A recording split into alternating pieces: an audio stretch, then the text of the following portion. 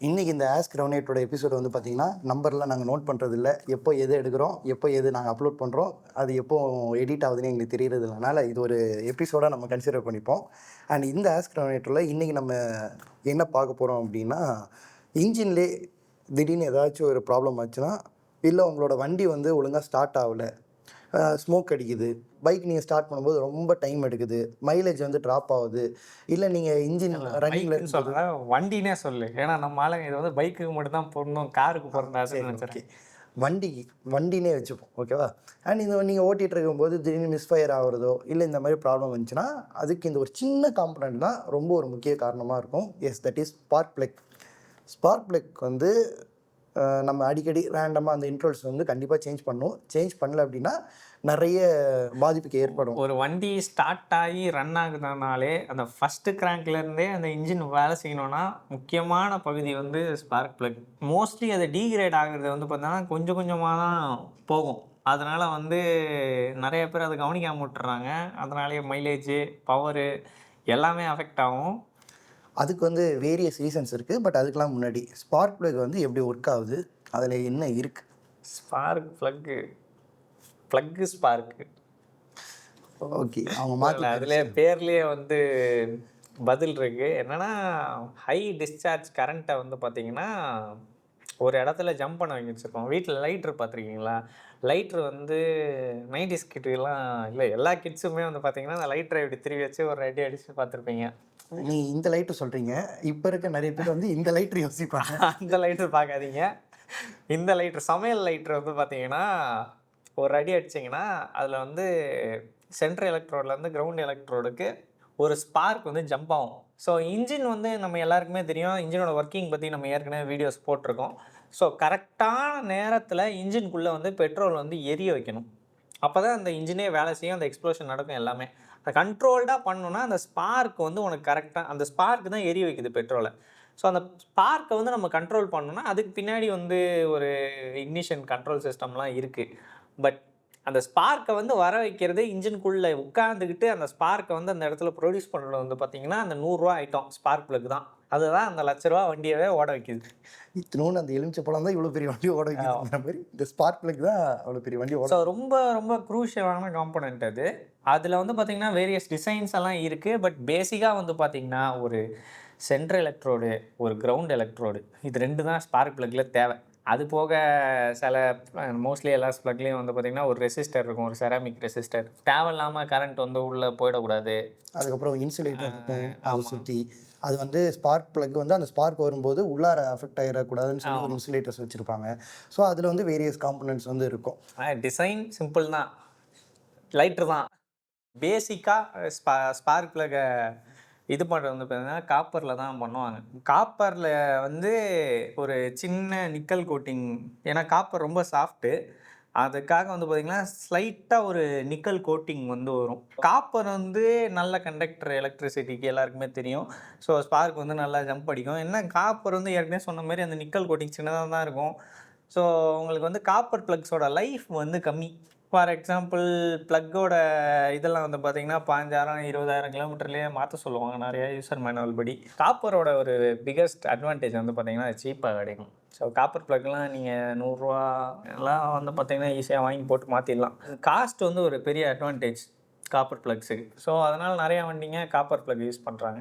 ரெண்டாவது மெட்டீரியல் பொறுத்து types of spark plug அப்படின்னு கேட்டிங்கன்னா அடுத்து வந்து பிளாட்டினம் இருக்குது, அதுபோக இரிடியம் இருக்குது. இப்போ மேக்ஸிமம் வர வண்டி எல்லாமே இரிடியமில் தான் வருதா, இல்லை அது வந்து இந்த கம்ப்யூட்டர் பைக்ஸு, ஸ்போர்ட்ஸ் பைக் இந்த மாதிரி வேறு? கம்ப்யூட்டர் வண்டிலாம் இன்னும் காப்பரில் தான் இருக்குது. பிளாட்டினம் சில வண்டிங்க வந்திருக்கு கார்ஸில். ஆனால் இரிடியமும் நான் நிறையா வண்டி பார்க்குறேன், தின்னாக இருக்கும்.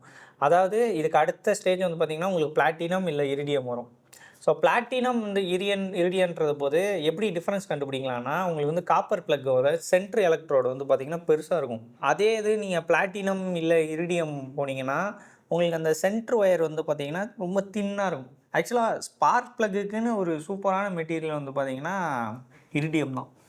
அது வந்து லாங் லைஃப் வரும். ஆமாம், உங்களுக்கு வந்து அதோட மெல்ட்டிங் பாயிண்ட் வந்து ரொம்ப ரொம்ப அதிகம். அது மட்டும் இல்லாமல் அதோட சீக்கிரம் தேஞ்சு போகாது அந்த ப்ளக்கு வந்து. அதுலேயே வந்து பார்த்தீங்கன்னா, சில ப்ளக்கில் வந்து பிளாட்டினம்னு சொல்லுவாங்க. ஆனால் சென்ட்ரல் எலக்ட்ரோடில் மட்டும் தான் பிளாட்டினம் இருக்கும். அது மேலே தெண்டி நிற்கும்ல அந்த கிரவுண்ட் எலக்ட்ரோடு, ஸ்பார்க் அடித்து இந்த சைடு போகிறது, அது வந்து பிளாட்டினம் இருக்காது. ஸோ அதுலேயும் வந்து பார்த்தீங்கன்னா டபுள் பிளாட்டினம்னு சொல்லுவாங்க. ஸோ அந்த மாதிரி விஷயங்கள்லாம் இருக்குது. மேக்ஸிமம் வந்து பார்த்தீங்கன்னா ஸ்பார்க் ப்ளக் மெட்டீரியல் பொறுத்த வரைக்கும் உங்கள் மாடலுக்குன்னு சொல்லி இரிடியம் ரெக்கமெண்ட் பண்ணுறாங்கன்னா, நீங்கள் இரிடியம் விட்டு கீழே வரக்கூடாது. ஆனால் உங்கள் மாடலுக்கு சப்போஸ் வந்து காப்பர் தான் உங்கள் வண்டியில் இருக்குது அப்படின்னா, நீங்கள் வந்து அப்கிரேட் பண்ணிக்கலாம்.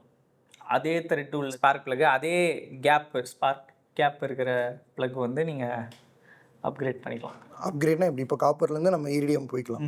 ஆனால் இரிடியம்லேருந்து காப்பருக்கு தான் வரக்கூடாது. இரிடியம்லேருந்து காப்பர் வரக்கூடாது. இரிடியம் தான் ரெக்கமெண்ட் பண்ணியிருக்காங்க மேனுஃபேக்சரர்னா, காப்பருக்கு வரக்கூடாது. ஓகே, இது வந்து என்னென்ன டைப்ஸ் இருக்குது, என்னென்ன மெட்டீரியல்ஸ் யூஸ் பண்ணுறாங்க அப்படிங்கிறது.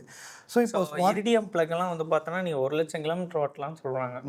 என் வண்டிலையும் இரிடியம் ப்ளக் தான் போட்டிருக்கிறேன். நீ அதை கண்டுக்க கூட மாட்டேன். நான் என்ன கண்டுக்க மாட்டேன், அதனால தான் இரிடியம் ப்ளக் போட்டிருக்கிறேன். பட் இது வரைக்கும் தேவையில்லை. ஸோ அது வந்து இரிடியம்ஸ் வந்து லாங்கிவிட்டி அதிகமாக இருக்கும். பட் வந்து பார்த்தீங்கன்னா அமௌண்ட்டும் அதுக்கு ஏற்ற மாதிரி கொஞ்சம் அதிகமாக இருக்கும். ஆமாம், காஸ்ட்லி.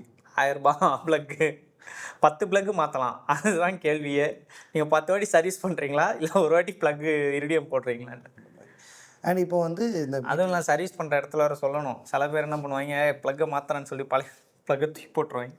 உங்களுக்கு என்ன ரெக்கமெண்ட் பண்ணியிருக்காங்களோ அதை நம்ம வந்து எப்பவும் போல் யூசர் மேனுவல் அந்த இது கண்டிப்பாக படிச்சு யூசர் மேனுவல் பார்த்துக்கோங்க. அதுலேயே வந்து பார்த்தீங்கன்னா ஓஇஎம்மோட மேனுவல்லையும் நீங்கள் கொஞ்சம் தெரிஞ்சுக்கணும். ஏன்னா என்ஜிகே தான் இப்போ நிறையா பேர் யூஸ் பண்ணுறாங்க. ஸோ என்ஜிகேயில் உங்களோட ப்ளக்கில் ஏதாவது அப்கிரேட்ஸ் வந்திருக்கா, பெட்டராக இருக்கா அப்படின்றது தெரிஞ்சுக்கணும்.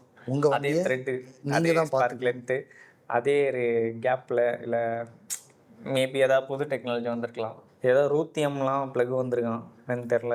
ஸோ உங்களுக்கு நீங்கள் வந்து வேறு என்ன டைப் ஆஃப் ஸ்பார்க் ப்ளக்ஸ்லாம் நீங்கள் இது வந்து மெட்டீரியலில் டைப் ஆஃப் ஸ்பார்க் ப்ளக். மெட்டீரியலில் டைப் ஆஃப் ஸ்பார்க் ப்ளக் வந்து பார்த்தீங்கன்னா இரிடியம் பெட்ரு. இரிடியமில் வந்து உங்கள் லைஃப் நிறையா கிடைக்குது.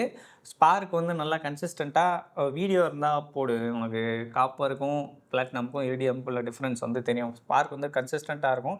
ரெண்டாவது அந்த தின் வயராக இருக்கிறனால காப்பர் மாதிரி இது வந்து பெருசாக இருக்க தேவை, தின்னாக இருக்கும். ஏன்னா இதுவாகாதுல. அதனால் ஃப்ளேம் வந்து நல்லா ஈவனாக ப்ராபிகேட் பண்ணுறதுக்கான வழி இருக்குது.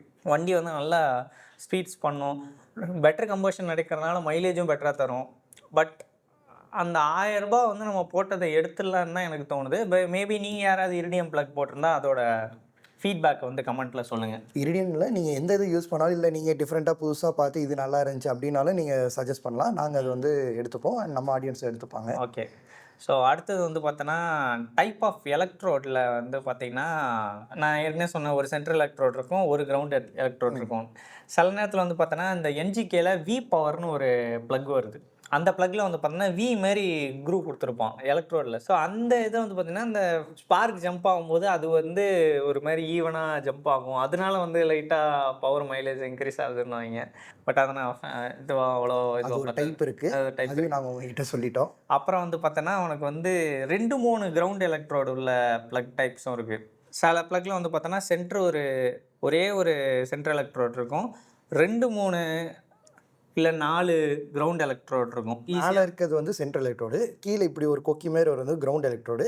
இந்த கிரவுண்ட் எலக்ட்ரோடு வந்து சுற்றி ஒரு 4 மாதிரி வைக்கிறது. தலை கீழே சொல்கிறேன், இப்படி தானே இப்படி இருந்தால் கீழே அது ப்ளக்கை பிடிச்சி இப்படி ப்ளக்கை நேராக பிடிச்சிருந்தேன்னா ப்ளக்கை விட்டு மேலே இருக்கிற கொக்கி அதான் கிரவுண்டு.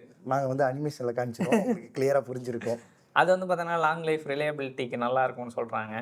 ஏன்னா ஒரே இடத்துல நீங்கள் வந்து கிரவுண்ட் ஆகிட்டே இருக்கிறதுக்கு பதிலாக 2-3 இடத்துல அந்த ஸ்பார்க் படுறதுனால அது பெட்டராக இருக்கும் அப்படின்னு சொல்கிறாங்க. சரி, இது தான் எலக்ட்ரோட பொறுத்து ப்ளக்கோட டைப்பு.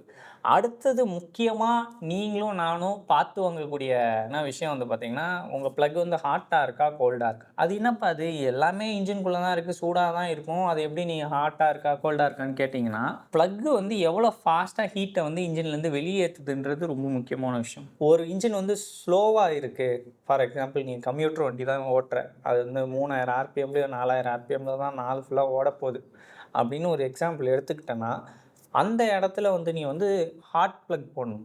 உனக்கு இன்ஜின் ஹீட்னால நாக்கடிக்கும்ன்ற தொல்லை இல்லை. நாக்கிங் பற்றி வீடியோ இருக்குது, அதையும் பார்த்து அங்கே எல்லாத்துக்குமே ஒரு வீடியோ வச்சிருக்கோம். ஏன்னா இந்த மெக்கானிக்கல் பொறுத்த வரைக்கும் இதுதான், ஒரு விஷயம் நீங்கள் கற்றுக்கணுன்னா இன்னொரு விஷயத்த போய் ரெஃபரன்ஸ் பண்ணிட்டு வரணும். அப்படி சொல்லி நாங்கள் வியூஸ் வாங்கல. நீங்கள் தெரிஞ்சுக்கிட்டா தான் இது தெரிஞ்சுக்க முடியும். ஆனால் உண்மையிலே வீஸ் தான் வாங்க பார்த்துருங்க மறக்காம. ஸோ ஏற்கனவே சொன்ன மாதிரி அந்த கம்ப்யூட்டர் பைக்ஸ்லாம் ஸ்லோவாக இருக்குது. ஸோ ஸ்லோவாக இருக்கும்போது உங்களுக்கு என்ன பிரச்சனைனா, இன்ஜின்குள்ளே ஹீட் அதிகமாக இருந்தால் கார்பன் டெபாசிட் அதிகமாக ஃபார்ம் ஆகாது. ப்ளக்கு ஹாட்டாக இருந்துச்சுன்னு வையேன், அதை சுற்றி கார்பன் உட்காராது, அது எரிஞ்சு நல்லா ஈவனாக வெளியே போயிடும் எக்ஸாஸ்டோட சேர்ந்து. இப்போது அந்த இன்ஜினில் போய் கோல்டான ப்ளக் வந்து போடக்கூடாது. அதே இது நீ வந்து ஹை ஸ்பீடில் இன்ஜினில் வந்து ஹாட் ப்ளக் போட்டேன்னா என்ன ஆகும்? ஹீட் இருந்துகிட்டே இருக்கும். ஸோ அதனால கார்பன் டெபாசிட்ஸ் அதிகமாகும். ஹீட் இருந்தால் கார்பன் கம்மியாக இருக்கும். ஓகே, ஹை ஸ்பீட் இன்ஜின் ஃபாஸ்ட்டாக ஓடுது, ஆனால் இன்ஜின்குள்ளே உனக்கு ஹாட்டாக ஒரு ப்ளக் இருக்குது, சூடாக இருக்குது. அப்போது நாக்கு கிடக்கிறதுக்கான வாய்ப்பு இருக்கா இல்லையா? குரோபதியில் கேட்குற மாதிரி ஒரு கேள்வி கேட்டீங்க. ஏன்னா ஈஸியாக பெட்ரோலை வந்து எரிய வைக்கக்கூடிய ஒரு ஐட்டம் வந்து உள்ளே இருக்குது. ப்ளக்கில் ஸ்பார்க் வராமல் அந்த ஹீட்டுனாலேயே பெட்ரோல் வந்து எரிய வாய்ப்பு இருக்குது. ஸோ நான் என்ன சொல்ல வரேன்னா, ஸ்பீடாக இருக்கிற இன்ஜின்ஸ்க்கு நீங்கள் கோல்ட் ப்ளக் தான் போடணும், ஸ்லோவாக இருக்கிற இன்ஜினுக்கு நீங்கள் ஹாட் ப்ளக்கு போடணும். ஸோ இது எப்படி நீங்கள் கற்றுக்கிறது? என் வண்டியில் வந்து ஒரு வேளை மாற்றி இருக்கா அப்படின்றது நீங்கள் எப்படி பார்க்கலான்னா, ப்ளக்கை எடுத்து பார்த்தீங்கன்னா, சப்போஸ் அதை சுற்றி வந்து கார்பன் நிறைய உட்காந்துருந்துச்சு அப்படின்னா அதில் வந்து நீங்கள் வந்து ஹாட் ப்ளக்கு போடலை, கோல்டாக இருக்குது, உங்களோட டிரைவிங்க்கு அந்த ப்ளக் வந்து கோல்டாக இருக்குதுன்னு அர்த்தம். ஹாட்டான ப்ளக்கு போடணும். அப்படியே உங்களுக்கு நாக் ப்ராப்ளம் வர ஆரம்பிச்சிச்சு அப்படின்னா நீங்கள் வந்து கோல்டான ப்ளக்குக்கு மாறணும். கோல்டான ப்ளக்னா உள்ளே இருக்க ஹீட்டை டக்குன்னு எடுத்து வெளியே தள்ளிடும். அதாவது ஹாட் ப்ளக் வந்து உள்ளாரே ஹீட்டை வந்து வச்சுக்கும். ஸோ தட் கார்பன் டெபாசிட் அதாவது வெளியே வெளியே அனுப்பாமல் ஸ்லோவாக அனுப்பும். இதுவே கோல்ட் ப்ளக் வந்து ஈஸியாக, அதாவது இப்போ ஸ்பீடாக போகிற வெஹிக்கிள்ஸ்லாம் வந்து அதிகமான ஹீட் இருக்கும். ஸோ அது வந்து கொஞ்சம் வெளில தள்ளி விடணும். ஸோ அதனால கோல்ட் ப்ளக் போட்டால் அது ஈஸியாக வெளில தள்ளிடும். புரிஞ்சிச்சு. ஓகே, இதான் மேட்ரு. எனக்கு புரிஞ்சிச்சுன்னா உங்களுக்கும் புரிஞ்சிச்சுன்னு அர்த்தம். இதை தாண்டி வேறு ஏதாவது டைப்ஸ் இருக்கா? இந்த பேஸ்ட் ஆன் பெர்ஃபார்மன்ஸ் மாதிரி ஆர்னு சில இப்போ என்ஜிகேலாம் ஆர்னு சொல்லிட்டு ரெசிஸ்டர் ப்ளக் வருது. அந்த ப்ளக்கில் வந்து பார்த்தீங்கன்னா உனக்கு எலக்ட்ரானிக் நாய்ஸ் வந்து கம்மி பண்ணுறதா சொல்கிறாங்க. கிட்டத்தட்ட ஸ்பார்க் ஜம்ப் ஆகும்போது சில 1000 வோல்ட்ஸ் தான் அந்த ஸ்மால் கேப்பில் வந்து ஜம்ப் ஆகும். ஸோ அதனால் வந்து எலக்ட்ரானிக் நாய்ஸ் வந்து நிறையா வரும். அதை வந்து எஃபெக்ட் ஆகக்கூடாது, மற்றதை எஃபெக்ட் பண்ணக்கூடாதுன்னு ரெசிஸ்டர் வந்து இன்ட்ரடியூஸ் பண்ணுறாங்க. ஆல்மோஸ்ட் இப்போ காமன் ஆகிடுச்சு எல்லா வண்டியிலையும். ஸோ அது ஒரு டைப்பு. ஸோ இந்த மாதிரி டிஃப்ரெண்ட் வெரைட்டிஸில் டிஃப்ரெண்ட் மெத்தட்ஸில், அதாவது எலக்ட்ரோடு, மெட்டீரியல், பெர்ஃபார்மன்ஸ், இப்படி கோல்டு ஹாட்டுன்னு சொல்லிட்டு நிறைய different types of spark plugs இருக்குது. அந்த ஸ்பார்க் ப்ளக்ஸ் பற்றிலாம் நம்ம பேசிட்டோம். இப்போது சில வண்டிலாம் வந்து இஷ்யூஸ் ஏற்படுறதுக்கு சில ரீசன்ஸ் இருக்கும். அதாவது அந்த ஸ்பார்க் ப்ளக் வந்து அஃபெக்ட் ஆகிறதுக்கு அது மட்டுமே ஒரு ரீசனாக இருக்காது, அது சுற்றி இருக்கிற காம்போனன்ட்ஸும் நிறைய இது ரீசனாக இருக்கும். ஸோ அது என்னெல்லாம் ரீசன்ஸ்? ஸ்பார்க் ப்ளக் வந்து நீங்கள் கழட்டி பார்க்கும்போது ஸ்பார்க் ப்ளக் வந்து நல்லா இமேஜ் இருந்தால் போட்டு கௌதம், எது நார்மலான ப்ளக்கு, எதெல்லாம் மோசமான ப்ளக்குன்னு இந்த இமேஜில் தெரியும். ஸோ அதில் வந்து பார்த்திங்கன்னா உங்களுக்கு ஆயில் அதிகமாக இருந்துச்சுன்னா உங்களுக்கு கம்ப்ரஷன் சேம்பருக்குள்ளே ஆயில் வருது, உங்களுக்கு வந்து இன்ஜின் வீக் ஆகிடுச்சின்னு அர்த்தம்.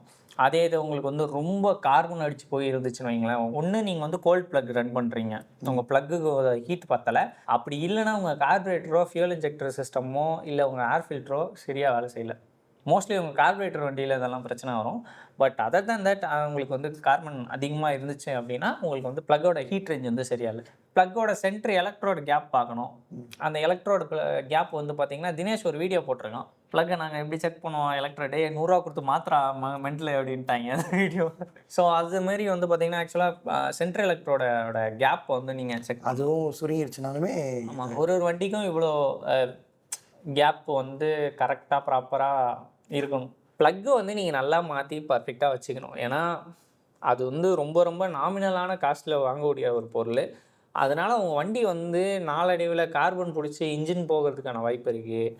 சரியாக மைலேஜ் தராது, சரியாக பவர் தராது, நாக்கிங் சவுண்ட்ஸ் கேட்கும், ஸ்மோக் அடிக்கும்போது கூட நம்ம கண்டுபிடிக்கலாம் இந்த மாதிரிலாம் ப்ராப்ளம்ஸ் அப்படின்னு சொல்லி.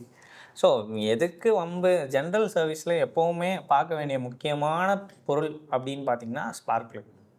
அது நிறையா மெக்கானிக்ஸ் வந்து விட மாட்டாங்க, ப்ளக்கை வந்து ரீட் பண்ணுவாங்க, ப்ளக்கில் வந்து உடனே மாற்றிடுவாங்க. உங்கள் இன்ஜின் ப்ராப்ளம் இருக்குது அப்படின்னா யூஸ்ட் வண்டி வாங்குறவங்க கூட நிறைய பேர் ப்ளக்கு பார்த்து தான் வாங்குவாங்க. ஸோ ப்ளக் வந்து ஃப்ரீக்வெண்ட்டாக நம்ம சேஞ்ச் பண்ணிக்கணும். அது வந்து ஒரு ரெகுலர் இன்டர்வல்ஸில் சில விஷயங்கள் இருக்குது. இன்ஜின் ஆயில் சேஞ்ச் பண்ணுறது, ஸ்பார்க் ப்ளக், இந்த மாதிரி விஷயங்கள்லாம் ரெகுலராக சேஞ்ச் பண்ணிகிட்டே இருந்தோம்னா வண்டியோட எஃபிஷியன்சியும் வண்டி வந்து எவ்வளோ தூரம் நம்ம கூட ட்ராவல் பண்ணுறதுங்கிறது அதிகமாக இருக்கும். ஆமாம். ஸோ இவ்வளோ தான் நாங்கள் எக்ஸ்பீரியன்ஸ் பண்ணது இவ்வளோ தான். நீங்கள் ஏதாவது ஸ்பார்க் ப்ளக்ஸை பற்றி உங்களுக்கு ஏதாவது எக்ஸ்பீரியன்ஸ் இருந்துச்சு, ஆஃப்டர் மார்க்கெட் ஸ்பார்க் ப்ளக்ஸை பற்றி உங்களுக்கு ஏதாவது எக்ஸ்பீரியன்ஸ் இருந்துச்சுன்னா கமெண்ட்டில் சொல்லுங்கள். தொடர்ந்து டெக்னிக்கல் ஆட்டோமோட்டிவ் கண்டென்ட்ங்க சேனல் லைக் பண்ணி ஃபாலோ பண்ணிக்கோங்க. வேறு ஏதாவது டவுட்ஸ்னாலும் கேளுங்க கமெண்ட்டில், கௌதம் பதில் சொல்வார். அண்ட் நீங்கள் வந்து ஃப்ரீக்வெண்ட்டாக எத்தனை இன்டர்வலில் வந்து ஸ்பார்க் ப்ளக்ஸ் மாற்றுவீங்க அப்படிங்கிறதையும் கமெண்ட் பண்ணுங்கள். சர்வீஸ் மேனுவல் பாடுறான்னு வாங்க, அவங்க ஓனர் மேனுவல் கொடுத்துருக்கீங்க. இப்போ யாருமே அப்படி பார்க்குறல 6 மாதத்துக்கு ஒரு வாட்டி குறிப்பாக இரிடியம் ப்ளக்கெல்லாம் வச்சுருந்தா எத்தனை கிலோமீட்டர் வந்திருக்கு உங்களுக்கு, அதை பற்றிலாம் சொல்லுங்கள். ஸோ நம்ம வந்து ஃப்ரீக்வெண்ட்டாக பேசுவோம். சில இதில் ப்ளக்கை மாற்றி த்ரெட்டு ஏற்றிடுவாங்க, அந்தமாரி கஷ்டம் ஏதாவது போட்டிருந்தாலும் சொல்லுங்கள், அதை பற்றியும் பேசுவோம். Okay done. தேங்க்யூ.